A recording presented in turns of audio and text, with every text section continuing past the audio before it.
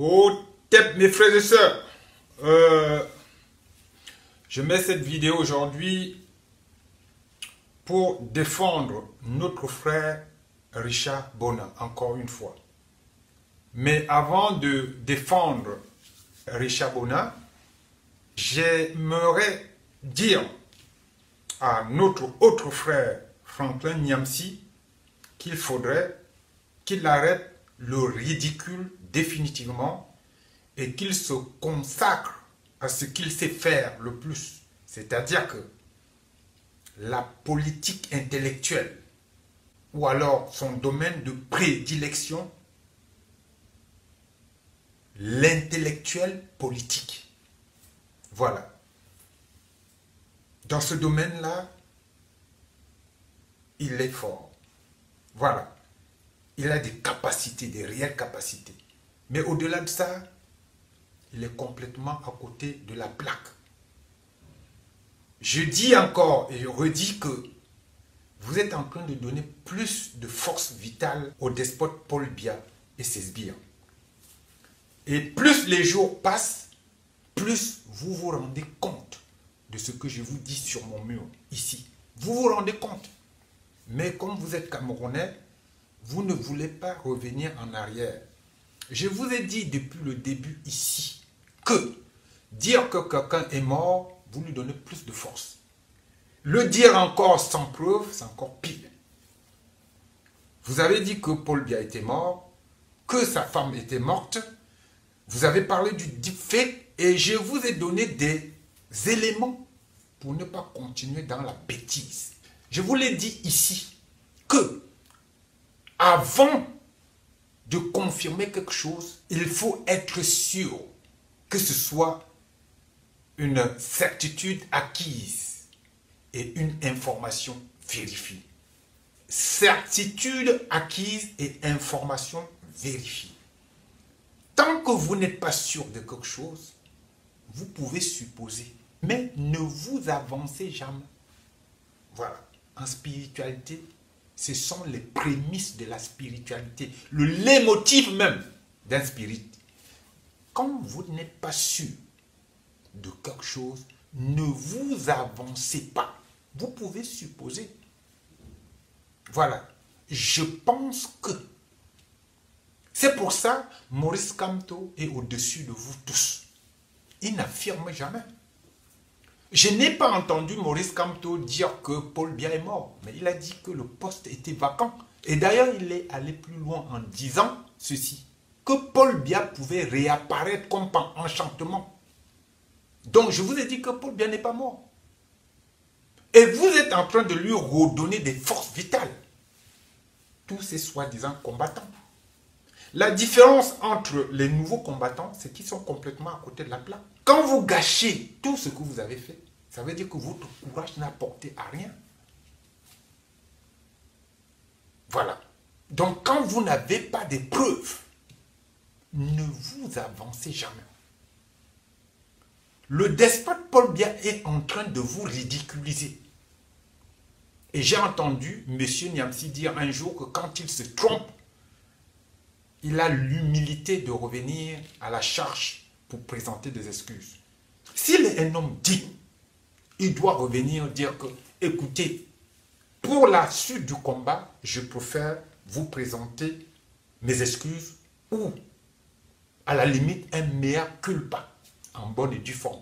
Je ne parle pas des autres zouaves, Kamwa la Panthère, machin, Max Seigneur Ivoire, je ne sais pas, Kamer, Amer, tout ça, Zogo, tout ça, je ne parle pas d'eux là. Mes frères et sœurs, je vais vous parler de notre frère Richard Bona. Je voudrais lui présenter mes sincères vœux de guérison et lui dire qu'il a un esprit puissant. Qu'il le sache ou pas, son esprit est puissant.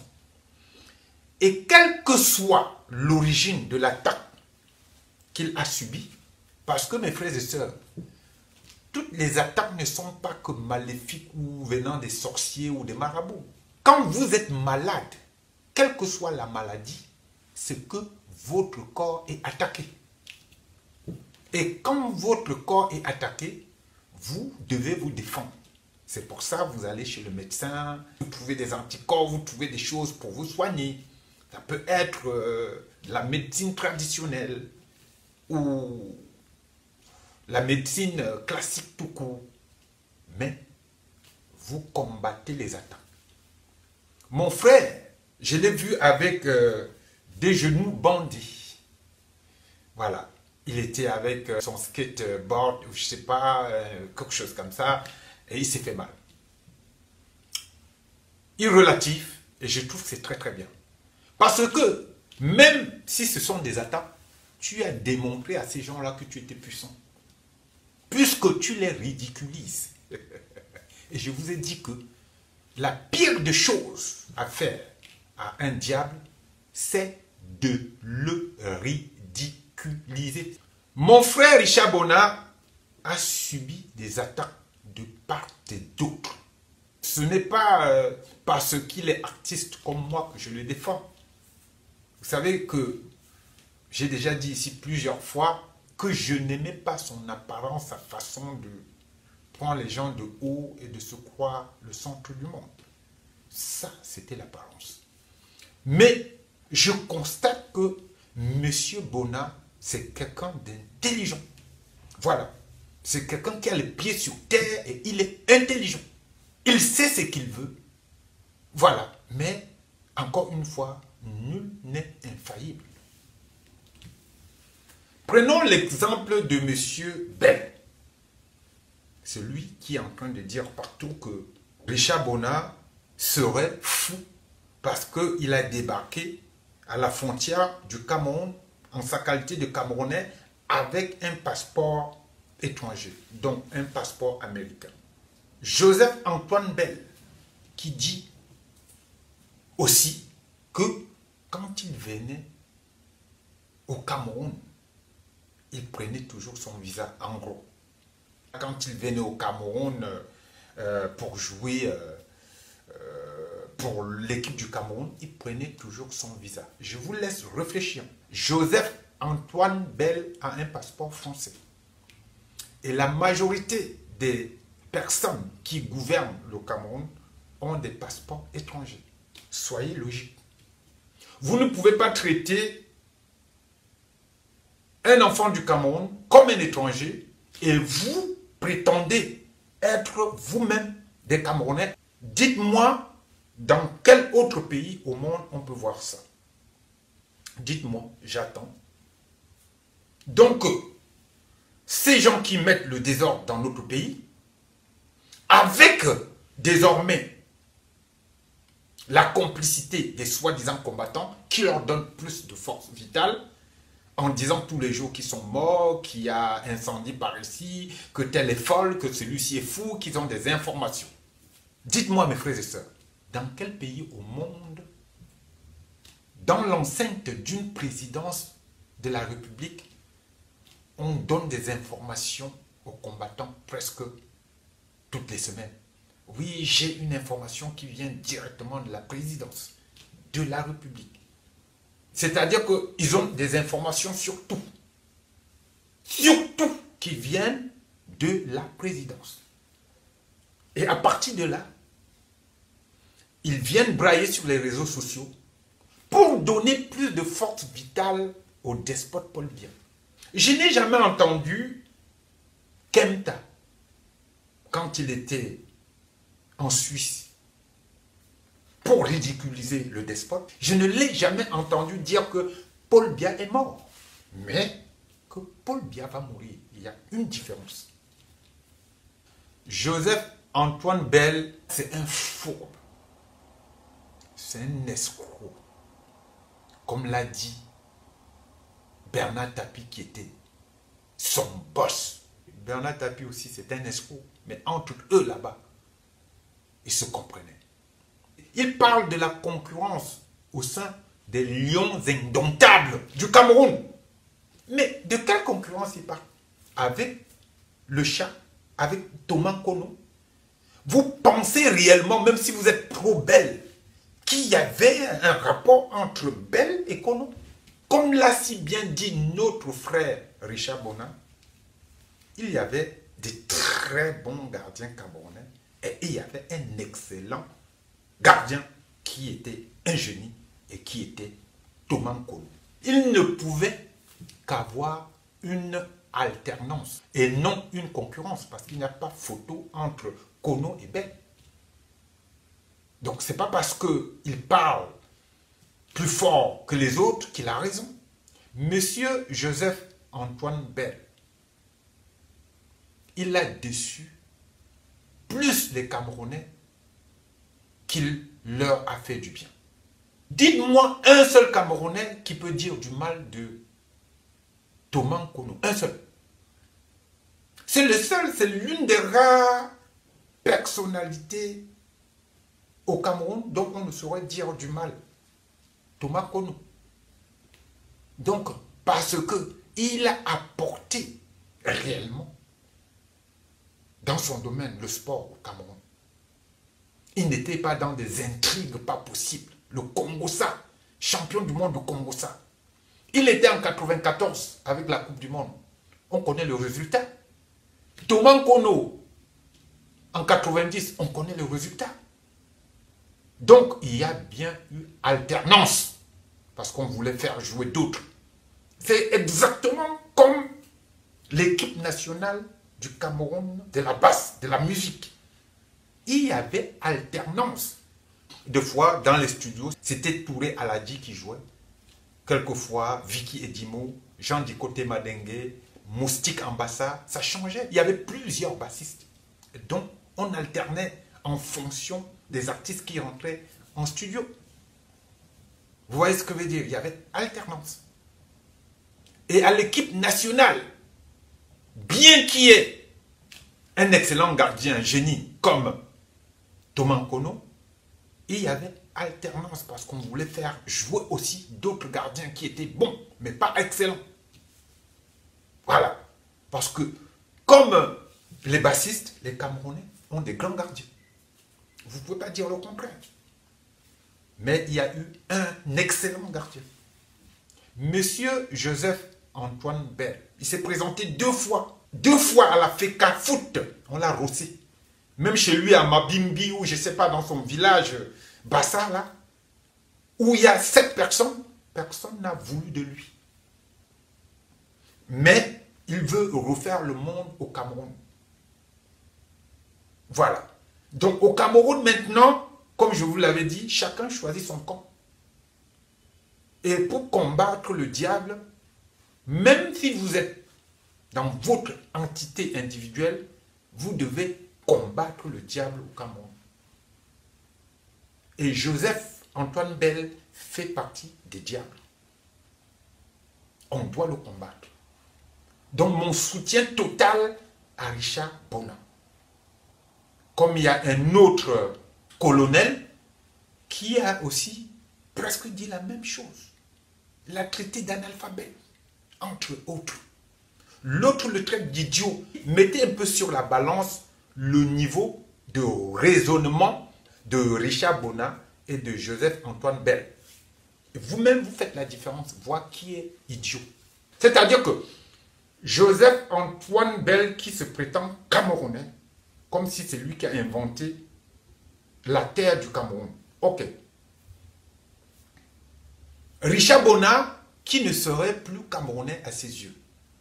On fait un sondage. On va au-delà du sondage. Voilà. On demande l'avis du peuple camerounais. Entre M. Bona et M. Bell, qui choisissez-vous? Faites ça, vous allez voir le résultat. C'est pour vous dire que nous sommes entourés des diables. Ils savent ce qu'ils font. Ne les suivez pas, mes frères et sœurs. Ceux qui sont là, ils sont en train de manipuler votre cerveau. Ça se passe, c'est cérébral. Et vous tombez dans le piège comme des moutons racés.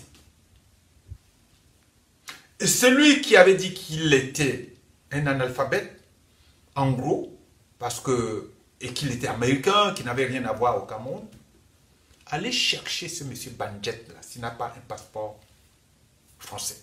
Je ne m'avance pas parce que je ne suis pas sûr.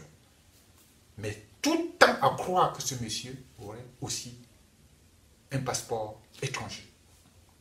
Richard Bona à un niveau terminal. Comme il a lui-même dit, vous pensez que si M. Bona voulait continuer des études académiques classiques, il aurait minimum quoi, d'après vous? Minimum un bac plus 12. Donc ce monsieur-là ne sait pas de quoi il parle. C'est pas parce que Richard Bona a refusé de continuer des études dites classiques qu'il est moins diplômé que vous. Parce qu'il a continué le travail artistique en faisant des stages, des formations poussées. Et franchement, donc, ce monsieur Bandjek, ce facochère, il est très mal barré pour parler de Richard Bona en des termes aussi dévalorisants pour cet artiste.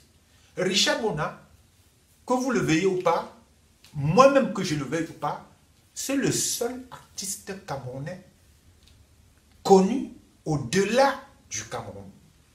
Le seul, au-delà d'Afrique, on va dire. Le seul. S'il était dans d'autres cieux, en Côte d'Ivoire, au Sénégal ou dans d'autres pays, non. Mais franchement, vous vous imaginez un peu ce que la Côte d'Ivoire aurait fait de cet artiste? Vous savez bien comment on a entretenu la notoriété de Alpha Blondy en Côte d'Ivoire et au-delà du monde. C'est la Côte d'Ivoire qui a projeté cet artiste. La Côte d'Ivoire. Voilà. Mais au Cameroun, tout le monde veut être à son niveau. Mais non, vous n'êtes pas à son niveau. Son manager, c'est de l'équipe de Quincy Jones. Mais pour vous, Quincy Jones, c'est rien, même s'il est d'origine camerounaise. Pour vous, c'est rien.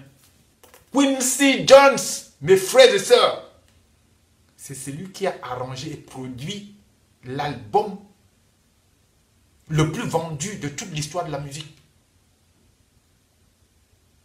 De Michael Jackson. Donc, quand quelqu'un est dans son écurie, ce n'est pas par hasard. Ce n'est pas le hasard. Je soutiens Richard Bona et qu'il doit continuer à écraser la vermine. Moi aussi, je le fais chaque jour. Et tout Camerounais qui est du côté de la vérité et justice de la marque doit combattre la vermine, le diable, Isefet, inféré. Voilà ce qui va se passer dans ce pays. Je vous ai dit que Paul Biya va mourir de la mort la plus ridicule de toute l'histoire de l'humanité. Mais je vous ai dit qu'il peut vivre encore jusqu'au jour où son chemin de vie va s'arrêter. Et le chemin de vie, nul ne peut le modifier. Nul ne peut le modifier. Sinon, ces gens-là, ils tueraient tout le monde tous les jours. Voilà, mes frères et sœurs, je voulais mettre cette vidéo pour dire que Richard Bona, je te soutiens. Et vas-y, tu es dans le bon, tu es dans le droit chemin. Continue à les ridiculiser de la sorte. Ils ont refusé que tu ailles voir la tombe de ta mère, c'est pas grave. C'est le corps. Le corps physique, là c'est juste matière là, qui se détruit, pourrit. Son esprit est avec toi. Et sera toujours là. Avec tes génies tutélaires. Donc ne t'en fais pas. C'est à qui on interdit d'aller enterrer leur mère, leurs parents au Cameroun. Vous donnez plus de force de l'autre côté. C'est-à-dire vous n'avez même rien compris à la spiritualité. Vous ne comprendrez jamais rien, peut-être après 15, 20 générations. C'est-à-dire qu'après 2000 ans. Peut-être en ce moment-là, quand vous allez vous réincarner encore et encore, vous allez comprendre. Mais pour l'instant, vous applaudissez, vous allez boire votre art dans les bars, parce que vous avez interdit à un Camerounais de revenir au Cameroun. Et vous êtes fiers. Voilà un monsieur qui dit qu'il est président de la République, on ne le voit jamais. Et ça contente les Camerounais. Il a l'habitude de faire comme ça, non? Et quand il disparaît, souvent même 3 mois, on fait comment? On est comme ça. On est comme ça. Ne venez pas me dire que parce qu'il a disparu, voilà, il ne peut plus revenir. Il va revenir, on est comme ça. Et voilà. Donc, ils sont là, ils vous mettent de la poudre aux yeux. Ces vampires du pouvoir. Et ils continuent dans la falsification, le mensonge, les tueries ignobles de nos frères et sœurs du Nozo. Parce que ils ont vendu notre pays. Voilà, ils ont vendu notre pays à la Chine, à la France, aux États-Unis, à tous ces pays-là, à Israël. Ils ont vendu notre pays. Notre pays est découpé, vendu. Paul Biya a vendu, il a signé un pacte avec le diable. C'est fini. Il connaît les Camerounais comme sa poche. Je crois que l'homme qui connaît mieux les Camerounais que Paul Biya, c'est moi. Parce que je vous connais. Je connais votre niveau de stupidité. C'est-à-dire d'entêtement. Obtus. Ça devient vraiment lassant, quoi. Vous prenez vos rêves pour des réalités. Au-delà de ce que je vous ai toujours dit, d'être présentable propre sur vous. Mais non, vous faites honte. Bravo, mon frère Richard Bonin. Nos ancêtres vont peut-être t'aider à revenir sur le droit chemin spirituel. Parce que au fond, tu n'es pas un mauvais garçon. Tu n'es pas un mauvais garçon. Tu veux la vérité, justice. Mais tu commets des petites bévues d'apparence. Mais au fond, tu es un bon gars. Et tu es intelligent. Je voulais te le dire. Oh, mes frères et sœurs, c'est Black Jack le Groove. À bientôt.